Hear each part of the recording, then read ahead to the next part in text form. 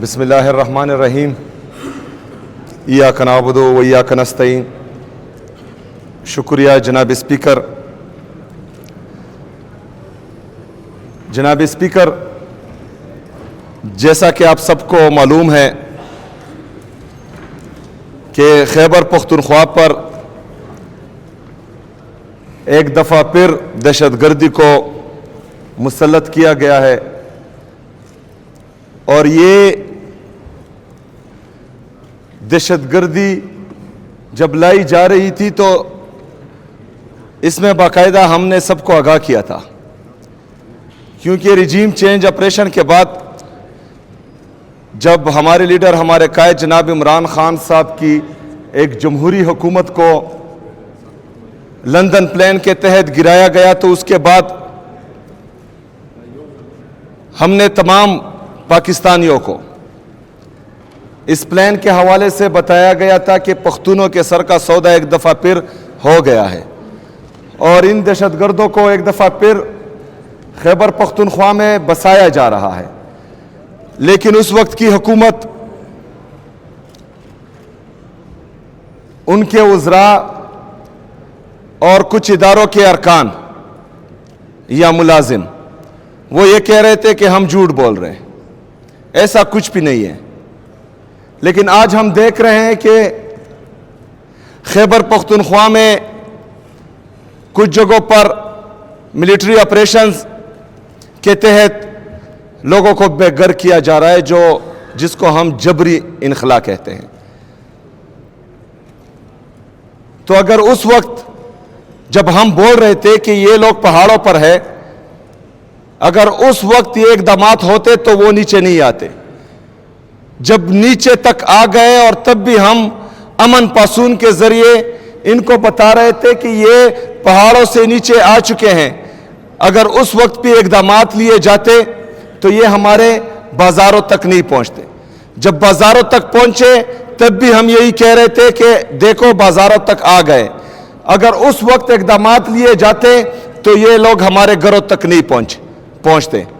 لیکن بدقسمتی سے جب ہمارے گھروں تک پہنچ گئے اور بندوق کی نوک پر رات کو ہم سے کھانا کھاتے تھے، تو صبح یہ لوگ ہمارے گھروں تک پہنچ جاتے تھے کہ تم نے کھانا کیوں کھلایا۔ اگر ہمارے پختون جن سے بندوق کی نوک پر ایک سائٹ پر جو لوگ کھانا زبردستی لیتے تھے، نہ کھلاتے تو وہ مار دیتے، جب کھانا کھلاتے تھے تو صبح جو ہے ہمارے آرمڈ فورسز کے، سیکیورٹی فورسز کے لوگ پہنچ جاتے کہ تم نے کھانا کیوں کھلایا۔ نہیں کھلاتے تو وہ مارتے ہیں، کھلاتے ہیں تو یہ مارتے ہیں، ہم جائیں کہاں؟ لیکن بدقسمتی سے ہماری باتوں پر غور نہیں کیا گیا، سیریس نہیں لیا گیا، ہمیں جھوٹا کہا گیا، ہمیں یہ کہا گیا کہ یہ پروپیگنڈا کر رہے ہیں۔ لیکن ان کو کیا، خون تو میرے پختونوں کا گر رہا ہے، جو بدقسمتی سے ایک مائنڈ سیٹ کے لیے جو 78 سال سے اس ملک پر قابض ہیں، اس کے لیے میرے پختون کا، میرے قبائلی کا خون بہت سستا ہے۔ وہ ہمارے خون کو خون سمجھتے ہی نہیں ہیں۔ ہمارے پختونوں، ہمارے قبائلیوں کو خون کو یہ پانی سے بھی سستا سمجھتے ہیں، اس لیے اس وقت دھیان نہیں دیا گیا۔ جب 14,000 انٹیلیجنس بیسڈ آپریشن کے بعد، 22 بڑے ملٹری آپریشن کے بعد یہاں پر امن نہیں آ رہا، تو یہ قصور ہمارا نہیں ہے، یہ قصور صوبائی حکومت کا نہیں ہے، یہ قصور سیاسی اور مذہبی جماعتوں کا نہیں ہے، یہ قصور پختونوں کا نہیں ہے، یہ قصور ہے بند کمروں کے فیصلوں کا، جو ہمیشہ سے اس ملک پر مسلط ہوتے آ رہے ہیں۔ یہاں پر اس چھت تلے اسپیکر صاحب آپ کی سربراہی میں تمام سیاسی اور مذہبی جماعتیں خیبر پختونخوا کی، ہر مکتبہ فکر کے لوگ یہاں پر بیٹھے تھے، انہوں نے 15 نکاتی ایجنڈا فائنل کیا، جس میں ایک نکتہ یہ تھا کہ ملٹری آپریشن کسی بھی مسئلے کا حل نہیں ہے۔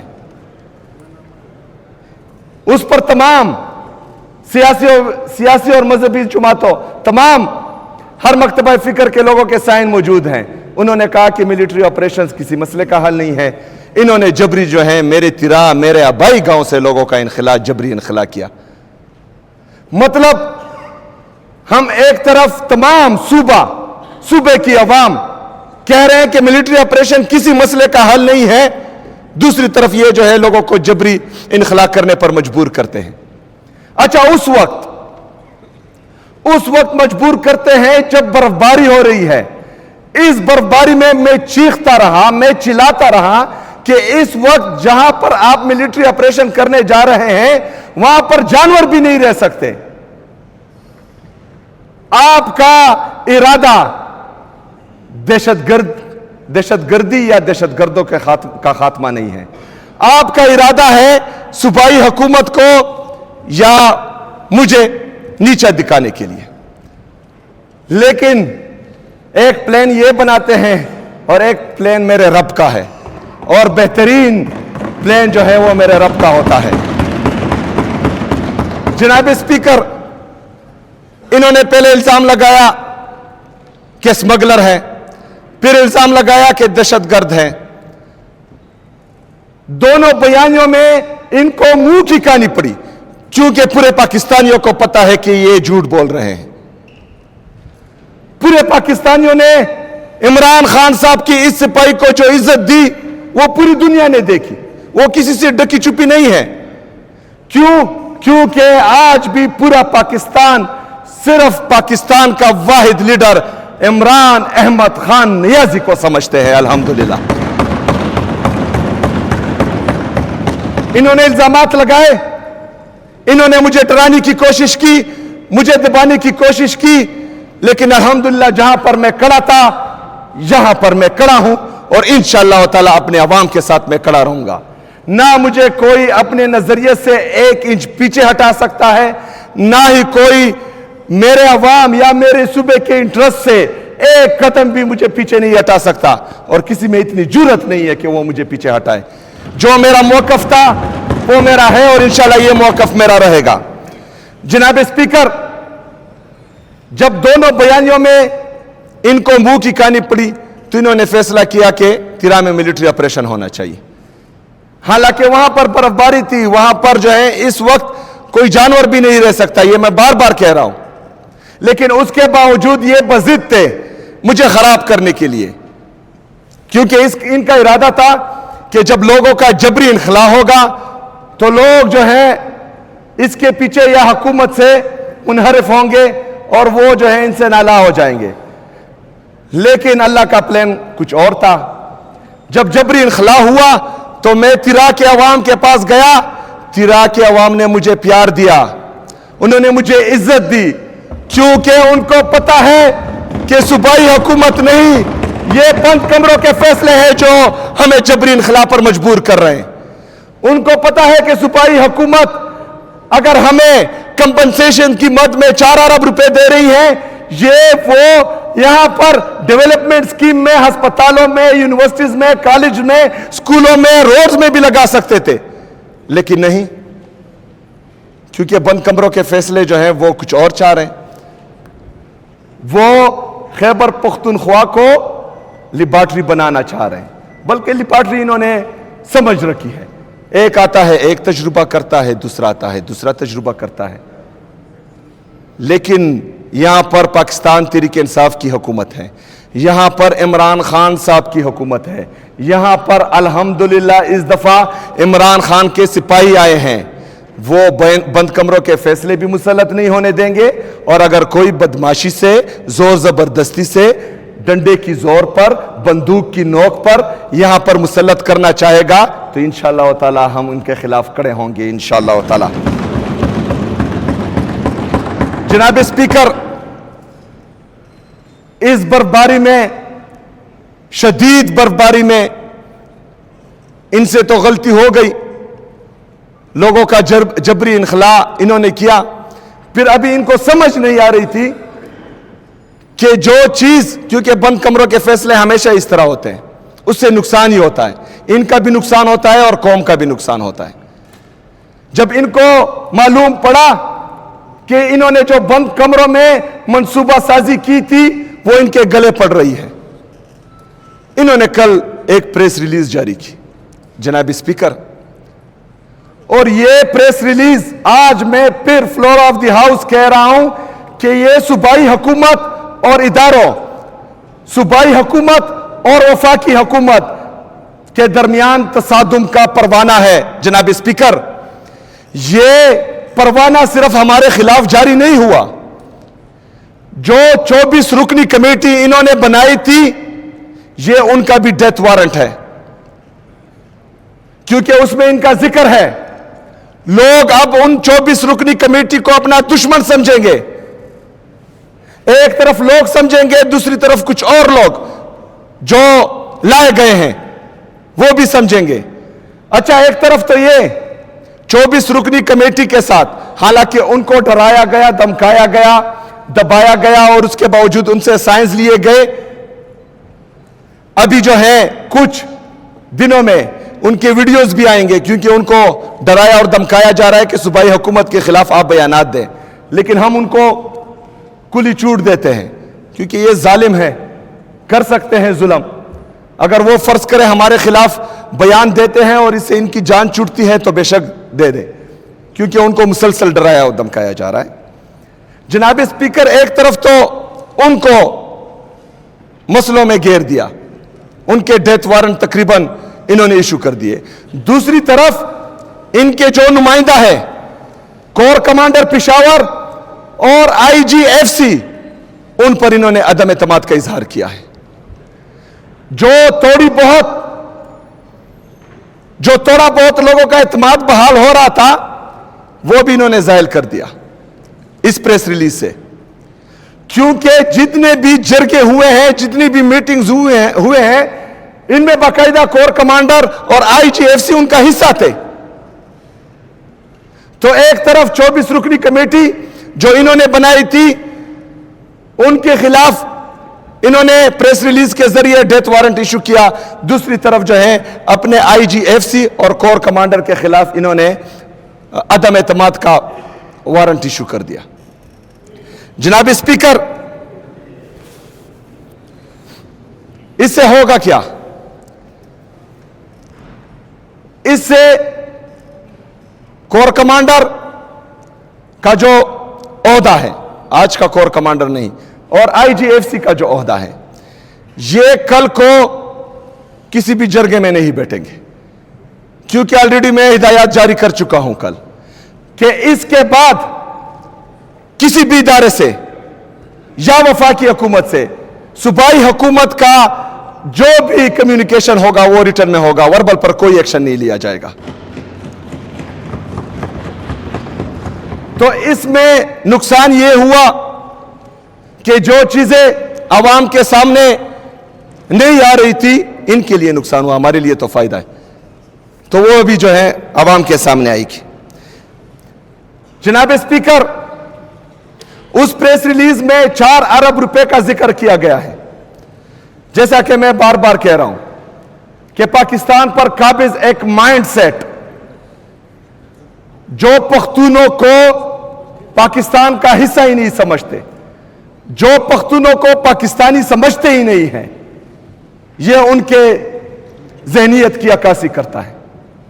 जनाब स्पीकर, इससे पहले जो मिलिट्री ऑपरेशन हुए थे, हमारे कबायली अजला, हमारे कबायलियों के साथ वादा किया गया था कि जिसका घर तबाह होगा उसको 4 लाख रुपए दिए जाएंगे।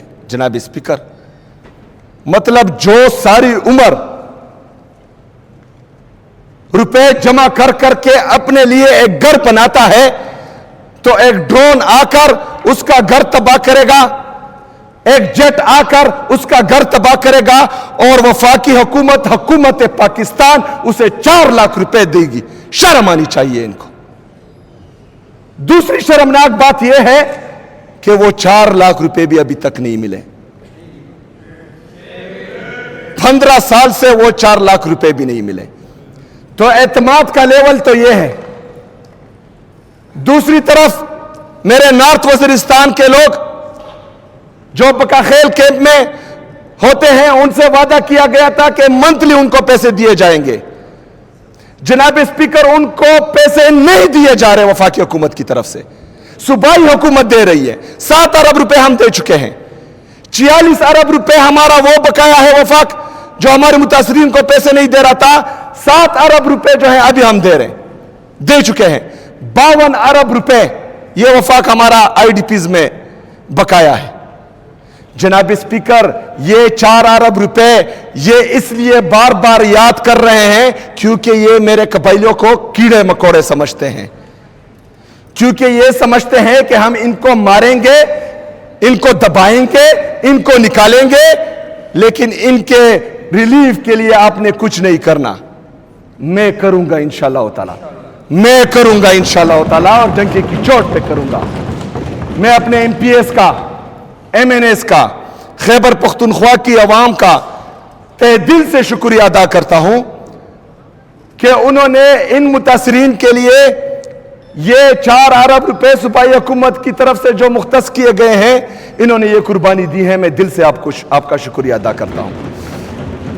लेकिन इसके बरक्स जो माइंडसेट है, जो ये नहीं चाहता कि एक कबाइली नौजवान इस सूबे का वज़ीर आला बने, एक माइंडसेट जो ये नहीं चाहता कि कबाइली नौजवान या कबाइली लोग मेन स्ट्रीम में आए, जो ये नहीं चाहता कि मेरा कबाइली नौजवान पढ़े लिखे वो कामयाब बने, उनके मुंह पर तमाचा है। और ये तमाचा मैं इंशाअल्लाह बार बार मारूंगा इंशाअल्लाह। जनाब स्पीकर, एक दफा फिर इस फ्लोर से मैं बंद कमरों के मुनसूबा साजों से यह कहता हूं कि अगर हम तनकीद करते हैं, अगर आपकी पॉलिसियां बार बार नाकाम होने की वजह से हम इससे दिल बर्दाश्ता हो गए हैं, तो हम दूसरी तरफ हल भी देते हैं। हल यह है कि सूबाई हुकूमत को, तमाम सियासी और मजहबी जमातों को, यहां के स्टेक होल्डर्स को, मशरान को, इनको साथ बिठाए, पॉलिसी बनाए। वो पॉलिसी मुस्तकिल और पायदार अमन में कलीदी किरदार अदा करेगी। क्यों बज़िद हो? क्या मसला है? क्यों ये सोच आप तर्क नहीं करते कि मतलब आप ही हैं, बाकी कोई समझदार नहीं है? अगर आपके एडवाइजर या आप समझदार होते तो आप कल की प्रेस रिलीज निकालते। आपके पॉलिसी वैसे भी नाकाम है, आपके एडवाइजर्स भी बेवकूफ हैं, पता नहीं कौन आपको ये मशवरे देता है। जनाब स्पीकर, वाहिद हल यही है कि मिल बैठकर मुस्तकिल और पायदार अमन के लिए वाज़ेह हिकमत अमली और वाज़ेह पॉलिसी बनाई जाए जो सिर्फ एक बार हो। ये नहीं हो सकता कि आज एक पॉलिसी बनाएगा, कल वो जाएगा, दूसरा आएगा, वो कोई और पॉलिसी बनाएगा।